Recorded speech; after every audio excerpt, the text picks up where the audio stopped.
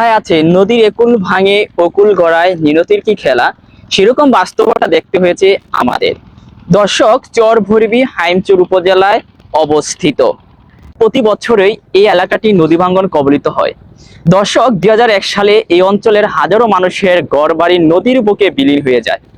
দর্শক, কয়েকটি গ্রাম প্লাবিত হয়ে যায় মেঘনা নদীর বুকে, যার মধ্যে উল্লেখযোগ্য হচ্ছে দর্শক খলিফাকান্দি, আখনকান্দি, মুন্সিকান্দি, তাস্তারকান্দি ইত্যাদি কয়েকটি। নদী ভাঙনে শুধু গ্রাম বিলীন হয়ে যায় না, হারিয়ে গেছে আত্মীয় স্বজনের মায়া থেকে।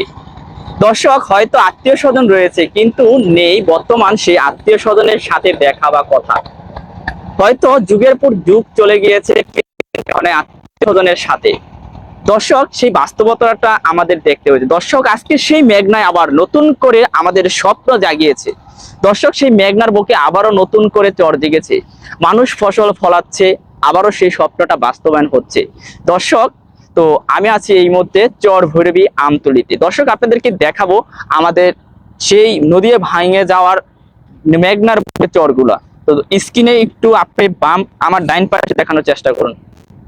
আমার পিছনের যে চরটি দেখতে পাচ্ছেন, এটি কিন্তু এক সময়ে 2001 সালের নদী ভাঙনে এইখানে ছিল নদী, কিন্তু 2017 সালে এই জায়গায় আবারও চর জাগছে নতুন করে। এখন কৃষকরা সেই চরে ফসল ফলাচ্ছে।